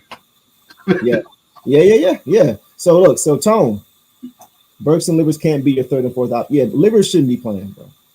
Give all of his minutes to Kevin Knox as of right now. I don't care. Every single one of them. Give them to Kevin Knox. Oh yeah. Roster soon, and that's on. See, that's what I was saying before. That's kind of what I was hitting on before. Like, we understand time. There's blame to go around, guys. We 3-34. It's not just. It can't be just one person. It's not just one person. It's plenty to go around. You trusted him. He was being nice. Hey, listen. I ain't saying I trusted him. I just gave him an opportunity to explain himself. Franchise and this go back to last year. I don't think he's that good. Okay, why don't you think Cade's that good? I'm from Detroit, Michigan. I'm a Detroit fan. See, no, I'm cool. Listen, bro. I just want to know why. When you say something like that about a franchise player, I just want to know the reason behind it. Another red flag. You're a Detroit fan from Michigan, but you don't like the Lions. People like that. I don't get that one, bro. I can't help it. You wear Reebok socks with Air Force Ones. That's the type of person you are. I don't trust you. You shifty, bro. People like us, we can't get along. We can't be in the same place together, bro. That's no. That makes no sense. Oh, that killed me. Come on, bro. Come on, man. Oh my God. Your hometown team is in the playoffs, and you're a Vikings fan. They're a dumpster fire. Yeah, I don't understand that. I don't understand that. But I'm with the private eye. I'm with the private eye here. Yeah, I feel like these two have the highest ceilings, and I feel like Ivy is right there, right after them. But yeah, I'm not trading Cade Cunningham. That's the last thing I'm doing right now. Is even thinking about moving trading. Nah, man, it's just not. He's shown you what he can. The same way Wemby is going crazy, all these stat lines, doing everything he can. You know what I mean? These double doubles with 5 blocks, and they getting blew out because the team is terrible. It's the same thing happening with Cade Cunningham. It's the same thing. Like, would you feel that way if he were still if the Pistons were winning games? Would you still feel like Cade needs to be traded if we were winning games? Or is it just because we're losing games and he's the best player? That's what happens a lot of time. The best player gets to blame. You know what I'm saying? Like, so there's no way I'm trading Cade Cunningham. I'm not even thinking about it. But hey, everybody got their own opinion. That's his. But mine, nah, there's no way I'm ever doing that. It's just not happening. That's crazy. Nah. He's the best player we've had in this team since Blake Griffin. Right? Easily. That's a Detroit mindset. Trade him. Go trade him somewhere else so he can go ahead and flourish elsewhere. If that ever happened, I would never ever watch a game. Yeah. That he played. Yeah. I just wouldn't be able to because I already know what would happen. Yep. I'm not, And anything involving his name, like, it's just gonna make me sick to my stomach. I'm gonna still support him because I support the dude. I know the dude. It's a good dude. It's a good man. It's a good kid. Like, so yeah. But it's, from a basketball perspective, if we were to do, man, I can't. This is taking me back, man, because we are the city when it comes to fan base. We are the city of trade this person and let him go and flourish elsewhere because he's not going to do it here. No, Yeah. hold your franchise to a fucking standard. Yeah. Say y'all better figure this shit out while he's here. Right. How about that? Put your franchise to the task to do their job and to put the right pieces around him and make sure he is successful. Mm-hmm. Don't trade him somewhere else so he can be great there. We do that Yeah. all the time. Yeah. And every time somebody leaves here, instantly it's success. Matthew Stafford, Super Bowl. Every Tigers pitcher has been to a World Series. Scherzer, Verlander, you name it. Yeah. Chris Middleton. It's so many guys. Yeah, I'm not doing that. He just played the Nuggets the other day, right? How many Pistons over there? Great point. You know what I'm saying? And they got rings. Yeah, Bruce Brown got one and he dipped. Reggie Jackson got him one. KCP got 2 rings, one with the Lakers and one with Denver. Yeah, man. A lot of it is because we weren't good enough. We had these guys acting like they're the savior.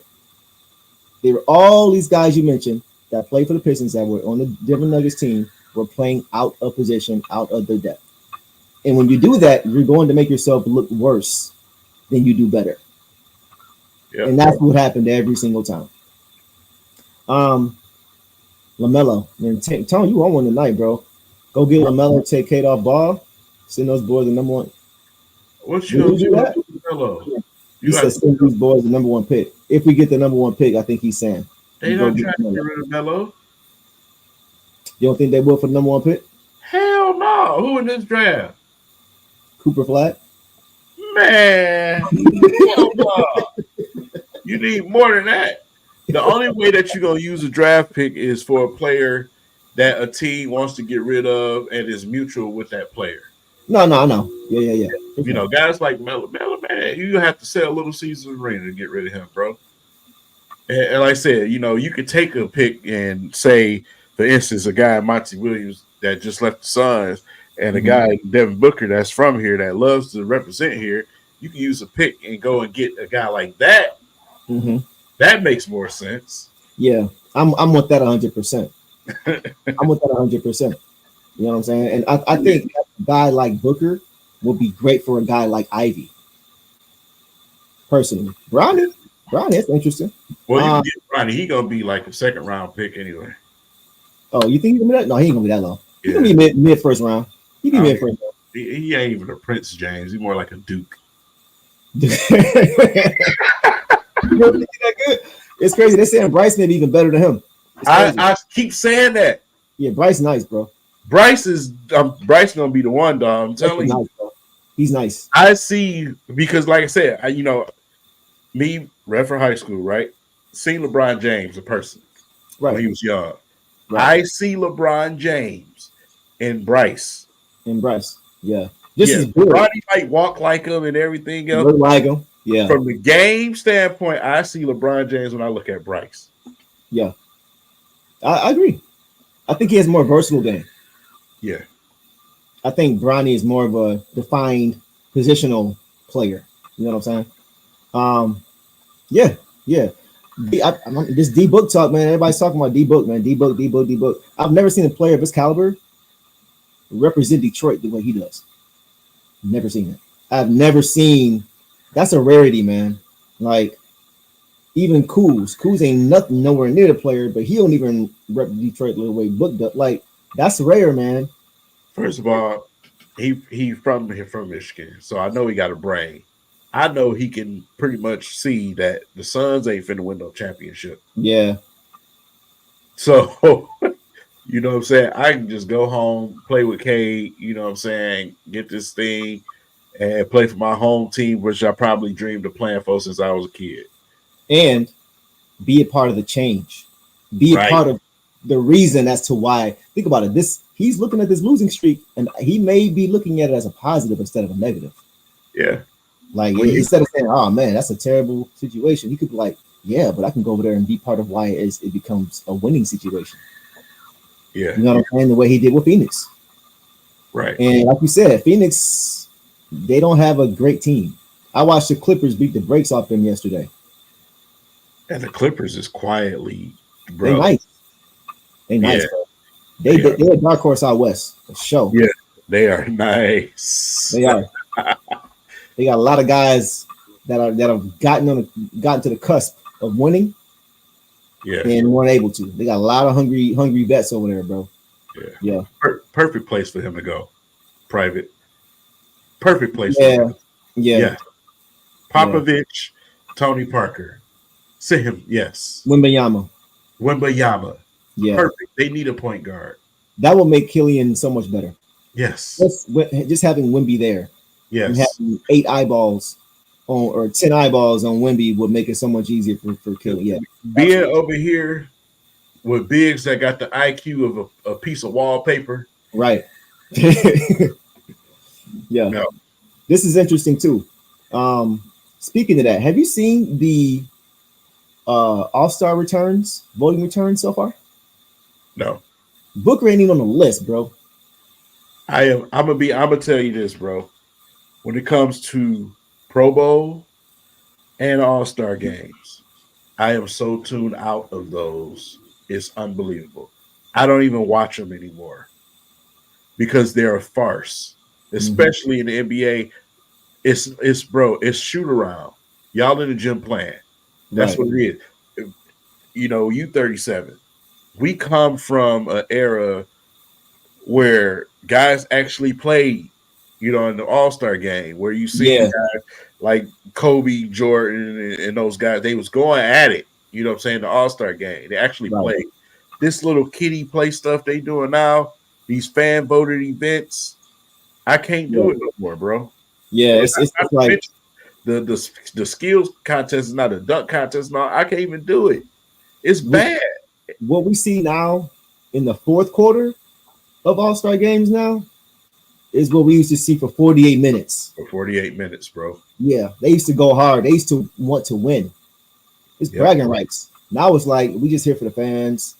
All-Star weekend. Everybody like each other. We all friends. We work We all out. friends. Each other's butt Yeah. all the time. Like, bro, Yeah, it's a different I- game.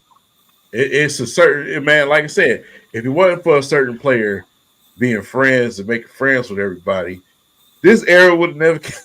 So we got to 1 hour and 38 minutes without him hating on LeBron. I thought we was gonna make it, y'all.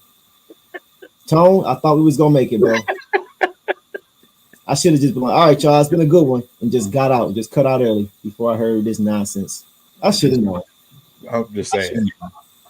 Here we go. Here we go, man. All right, I'm gonna let that slide. I'm gonna let that slide. I'm gonna let that- He said, but you're right. It's La Buddy League. La Oh, Buddy. we gonna keep going. We gonna keep going. Oh, okay. All right, you still going? All No, right. I'm done. I'm done. I don't Bring even. it out of me tonight. All right. I'm done, man. All right. I'll let that slide, bro. But I'm with you, man. Like it's a different game now. It's It is. totally different now. These All-Star games, man, they're hard to watch. I don't tune into the fourth quarter. You know what I'm saying? It's just, you know, and it's fun at the end when LeBron's hitting the game winner and everybody, you know, that's cool. But I want that for a whole game. Yep. I want that. I for a whole want that Larry Bird energy. That who's coming in second. Like, Right. I'm not here to play with y'all. Right. You know what I'm saying? I need all of that energy, bro. Yeah. It's just different now, man. Or like when Jordan was 40 and, you know, in the All-Star game and, you know, he hit that game winner, but what's the name messed it up? Oh, Jermaine O'Neal. Yeah, messed his greatness up. You know what I'm saying? Yeah. To make that shot is so amazing, you know, as the player he was. Yeah, nah, bro. Like that, I will never get over that. If Yeah, you I think was about mad. I ain't gonna lie. I was so tight, bro. I was pissed. fun fact, because you know, Cade, because the Western Conference ended up winning that game Yeah. in overtime, right? Yep. And KG went nuts. He Yep. won the MVP. You realize the trophy he was holding was one we had never seen before. Because the old MVP trophy, it was a see-through Right. circular. Right, the circular joint. Smaller. The Right. one that Cade had, it looked like a high school. It had like arches and it had something, a whole thing on the top. If you check, that was a different trophy that they only had it once. That was supposed to be the Michael Jordan trophy. Huh. Yes. Wow. That was supposed to be the MJ trophy. You never saw it before. You never saw it after. They went right back to when they were using after that season. Right. They messed that up. Jermaine O'Neal, it gave me a whole nother reason to not like him. Oh, and he was getting cooked by the MVP in that game. 40-year-old baby in the face. I can't stand him, man. Yeah, I know. Them Pacers, bro. I swear. Man, the only one I can deal with is Stevie. Steven Jackson. I can deal with Steven Jackson. You know what I'm saying? Because he like I said, he actually he loved the city. No, he did. Yeah, I messed with Stat for sure. Yeah, I messed with Stat. This is off topic. This is off topic. But that Indiana team, as much as I could not stand them, they scared me, bro. Yeah, man. Like, we ain't gonna stay on this, but that it was like looking in the mirror. Yeah, but they were maybe a little bit more talented. Because, like, if you think about it, that's that team, and I'm dating myself. We're going off topic, but we're here. So, like, anybody in the chat, if y'all remember that time, chime in about that 04-05 season, the Brawl season. We had beat them the year prior. It was 64-18 that prior year. First in the East. We had to win on the road to win that series, right? In 6 games. They were first in the East without Steven Jack. He wasn't even there yet. Right. You know what I'm saying? And they went and got him that next year. So that game, that Brawl game, we were getting beat by like 15 points before that whole foul on Ben Wallace happened. And I was just sitting there like, I'm a little nervous about this team. Man. They scared me, man. Like, they may have been better than us. Tough squad, man. We played some tough squads, bro, because like New Jersey was another one that's a tough squad, bro. Yeah. Man, that we had to deal with. So, like I said, the East was nice at that point. The East didn't get easy until the era after. That's when the East got a little bit easier, or whatever, because that's when LeBron started going to the finals all the time because he didn't have to play anybody in the East. Here we go. See, you know what I'm saying? You can't stay away, can you? You just can't stay away. But even before his era, it's still that era. It was, already on its way down because a lot of those dudes was on their way out. Right. And but for what it was worth during that time period, we had to deal with them Pacers and them Nets, bro. Mm-hmm. Like, bro, those were some tough teams, man. Yep. Yeah, those were the teams. New Breed 313. Yeah, you're right. I think that Indiana team would have beaten them. Indiana team would have beat Miami the same way we did. Yeah. I also think that Indiana team would have beaten the Spurs. Yeah, they were going to win the championship that year, bro. I'm telling you. They were the best team in the league for that singular season. They were deep. They were tough. Like, they were hard. No, they were tough. Uh-huh. They were talented. They were defensive. Like you said, they were us. Yeah. That season, they were probably a little bit better that season. Yeah. Just being honest. Yeah. But I was kind of happy when that was the only thing about the draw that made me happy, is that I knew that they were going to be out. Suspended. And we would have to worry about them. That's the only thing that made me happy about the brawl, is I knew they getting suspended. Their season's over. Right. And listen, that's like I said, that era is man, just tough basketball. But now the league is top heavy, bro. It's just top heavy. And it's just to a point now, it's just like basketball, not just because the Pistons ain't playing well. Mm-hmm. It's very hard to stay interested in postseason play and stuff because of that. Because it's just like it's just the same old. It's like what's gonna happen. It's no surprises. Back then, our team, we were surprised. You know what I'm saying? You know what I'm saying? So I missed the surprise teams. I missed the balance in the league. Back then, you had defensive teams, you had offensive teams. The West Coast was the offensive side, the East Coast was the defensive side. It was balanced. Now it's just like, ugh. Yeah, I agree, Iceberg. Yeah, Exactly. You must have been around, bro. Because if it wasn't for that brawl, they would have beat us, bro. Artest was Yeah. an early MVP candidate that season. Yep. Exactly. And Reggie Miller didn't even play that game, bro. He was injured when they blew Yep. us. Tell you, bro, that team, man, they still took us 6 games when we played them in the playoffs in the semifinals. They took us 6 games. And Artest was out, O'Neal was out. Their best players weren't even there, and they still took us 6. So, like, I'm telling you, that team, man, was people don't talk about them a lot, and it's because of the brawl overshadows that. But that team was a force to be reckoned with, man. They really were. I gotta give them credit, even though I can't stand them. Yeah. Yeah. Private eye, I agree, bro. Yeah. That's when I really started to become depressed as a Pistons. That's when I knew it was over. That's when I knew it was over. Joe Dumars. Yeah. Flip Saunders, man. He took us to our best record in franchise history, bro. 64-18. The first year he got there. Flip. Rest in peace. Rest in peace. Yeah. So I just had to get that out there. Down memory lane. Had to keep my mind away from what's currently going on.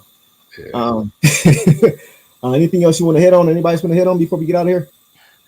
Nah, I think we done hit everything, man. I think so too. Spurs game tomorrow, though. Yes. Who you got? Who you got? Pistons. Okay. I think Jalen Duran everything that he don't want. Because Durant like to, and especially with certain type of players that have a certain type of pizzazz or whatever. I think he tries to play a little bit harder, and I think he's gonna give him everything he don't want tomorrow. I think you might be right about that one, bro.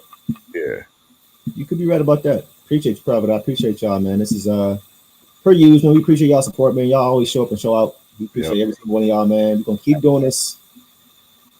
Regardless of what happens, y'all can count on us being around to talk about this team that we love so dearly. So I'll let you take us out, man. But just want to say that as well. All right, man. So appreciate each and every one of y'all for coming in here. For everybody that click in, everybody that will click after this video, this live stream is over. Listen, man, we in a situation where we just got to, hold on to each other, man, because we about all we have right now. Right. We'll see what happens. Trade deadline ain't too far away. Not too far away. We'll see if we make some type of moves to change a few things. But in the meantime, let's just hope we get more spirit out of this team, bro. We need to get some type of identity or something going. Hopefully when Cade is reevaluated, everything checks out, man, he can get himself back. Right. But yeah, no need to rush him back, obviously, in this season. But hopefully he can get back. And then, seeing the social media posts with Monte Morris, so hopefully we can see a debut from him in the near future. Right. Yeah. But, like I said, we just got to go through this thing. It's tough. We expected a whole lot this season, but we just got to go through it, man. And like I said, we'll get there one day. Last thing, Pistons fan Indy, next episode, if you're on, we'll do that. Absolutely. We'll talk about that a little bit more. We'll talk about the documentary. Right. You know what I'm saying? Right. For all who have seen that from the Indiana's perspective. Yeah. It was interesting. It was an interesting watch. For sure. You already know you can come in whenever you want to, Pistons fan. Oh, sure. Yeah. Yeah, you're a real one, bro. Sure. Yeah, because bro, listen. Let's enjoy our other teams right now. Got national champions in the state. Yes, sir. We got some playoff games coming, man. So listen, let's just hold on. Enjoy these other teams while we got a chance to try to compensate, man. Yeah. And hopefully something change. But until then, me and Deuce, we're gonna keep trying to give y'all as much as we can. I want to give you guys more from a content standpoint, man, but y'all gotta understand it's tough. It's very, very tough to come and say the same thing to y'all every single game. Right. So you got to understand that. With that said, I hope everybody has a great night. Be safe. Stay out of trouble. And we'll catch you guys in the next stream, man. Peace out. Trevor, everybody.